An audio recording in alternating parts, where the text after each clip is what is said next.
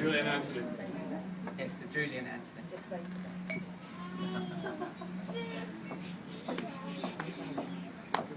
Yeah. Move away.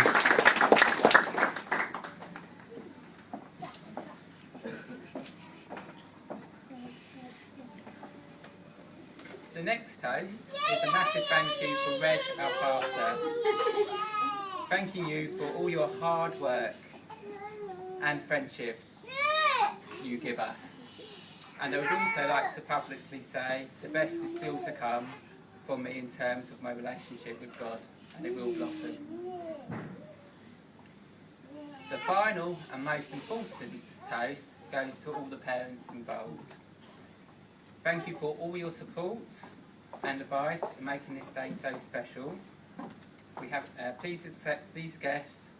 Please accept these gifts as a thank you, and let's raise a glass to all the parents involved. Parents. Which ones? Okay, no problem. Okay. Thank you. Thank you.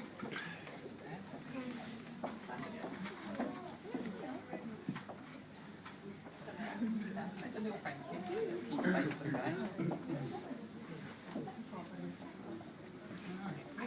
Looks like I'm coming near the end now on the last cue card.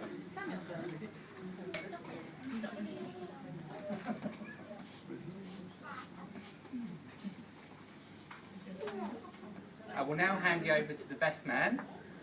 Please note he has a tendency to embellish the truth at times. So don't believe a word he says. To Simon. Simon. Okay.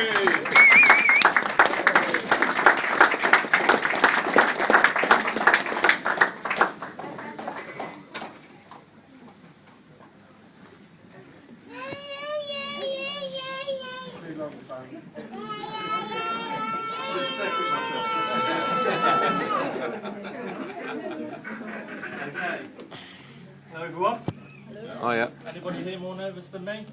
No. Phil, your hand should be up. Calm down, mate. Over to you. Right then.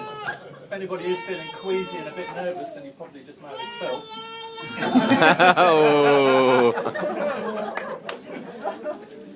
Right. Philip is intelligent, caring, trusting. Can't read your writing, mate. That would have gone down a lot better had you not nicked my Yeah,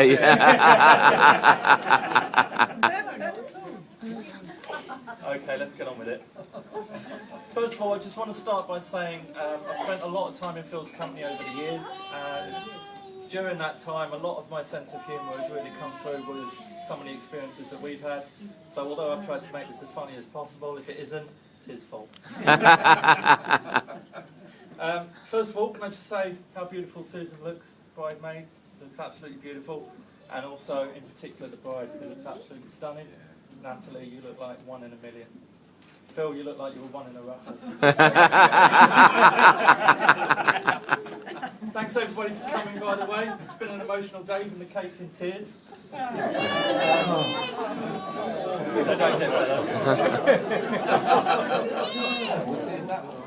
It's been a wonderful occasion so far, but I'm afraid every silver lining has a cloud, and that's me. I'm the best man, and that's something I've been telling Phil for many years, so thanks for making it official in front of everybody. For those of you who I haven't had the pleasure of meeting so far, my name is Simon, what can I get you? And I fully insist that you address me by my full name later on at the bar.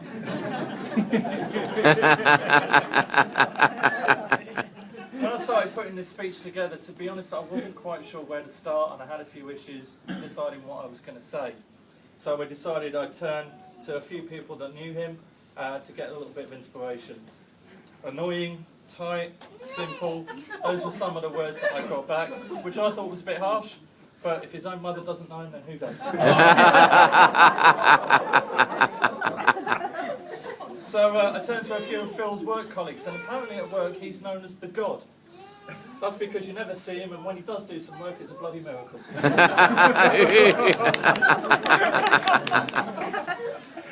I'd like to thank you all in advance, by the way, for everybody who's donated cards and wedding gifts and other kind gestures as well. I had a bit of trouble deciding what I would get Phil. I wanted to get him something that he really needed, but I couldn't work out how to wrap a bath. Those of you expecting outrageous stories about Phil's past, unfortunately I was with him for most of them, and I'm not willing to define my own reputation. So instead I thought it would be fun to discover something about the day that Phil was born. It was 29th of April 1981, it was a Wednesday, and rather poetically Bucks Fizz were top of the charts with a song called Making Your Mind Up. That's poetic because neither of them have aged very well, have they? I was told as a child he was a bit of a slow starter. At play school he was a little bit different to the other 5-year-olds. He was 11.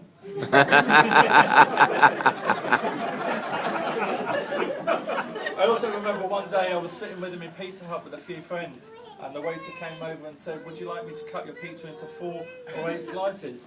Phil said 4, I'll never manage 8.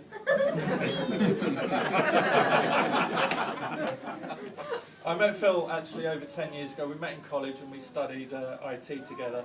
And since then I've often looked back at our time and wondered to myself, why the hell didn't I take history?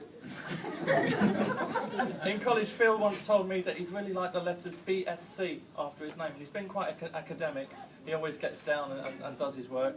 And then he later told me that he thought it stood for Bronze Swimming Certificate. In all seriousness, I'm convinced that if I hadn't met Phil, I'd be half the man I am today and probably twice as popular. At this point in my speech, I'd like to have told you a little bit about the stag night that we went on. I wanted to tell you about how drunk Phil got, how he got thrown out of nightclubs, how he spent the night in the cells, and also about the missing sheep in Devon that he still claims he had nothing to do with. Or maybe it was Natalie's teeth, I don't know. However, the law of the stag doesn't allow me to do this. So here we are, Phil and Natalie have decided to get married, for better and for worse. Which is appropriate really, because Phil couldn't have done any better and Natalie couldn't have done any worse.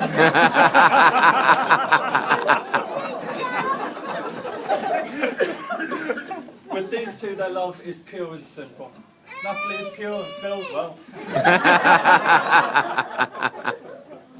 I think I can speak for every guy out there when I say that today really is a sad day, because Natalie is now officially off the market.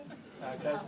And by the same token, I'd also like to say that on behalf of all the women out there, today is just another day.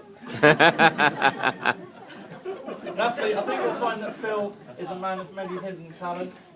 After 10 years, they're so hidden I still haven't found one, but maybe you'll have more luck. Before I wrap these things up, I'd like to read out just a few messages from people that couldn't be here today, but they wanted me to pass these on to you. Dear Phil, congratulations on getting married and winning our Big Spender of the Month award. That's from all the girls at Spearmint Rhino. Dear Natalie, it was nice while it lasted, but I guess we'll have to call it a day now that you're married. That's from Brad Pitt, that one. This is my favourite. To Phil, I will miss our nights by the pool together. I hope you've made the right choice. Lots of love, Michael Barrymore.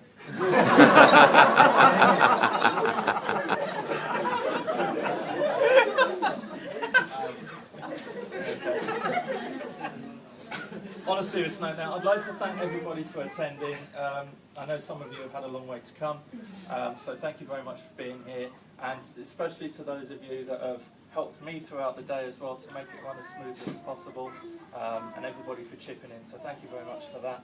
I'd also like to thank the caterers here as well, because they've done a great job here today, I'm sure you can agree. So can we raise a toast for them first of all, to all the caterers? And finally, last but certainly no means least, to the happy couple over here.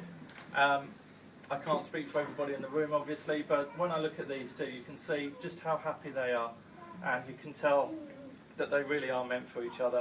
And I really look forward to spending many, many years in the future in their company, because I regard Phil as certainly the best friend that I've ever had, and it's an absolute privilege to be part of his life.